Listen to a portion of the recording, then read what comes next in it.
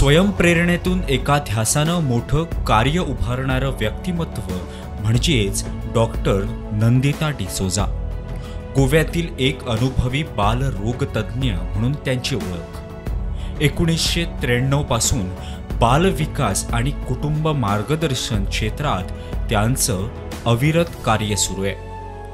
मुंबई विद्यापीठाअंतर्गत गोवा वैद्यकीय महाविद्यालयातून बालरोगशास्त्रज्ञ पदवी मिळाल्यानंतर अनेक वर्ष सल्लागार बालरोगतज्ञ म्हणून त्यांनी अनुभव गाठीशी जोडला। विकासात्मक, भावनिक, शैक्षणिक तसंच वर्तणूक संधी आव्हानं असलेल्या मुलांना सेवा देण्यासाठी 2005 साली त्यांनी सेतू या बालविकास केंद्र आणि कुटुंब मार्गदर्शन करणारी स्वयंसहाय्यक संस्था स्थापन केली।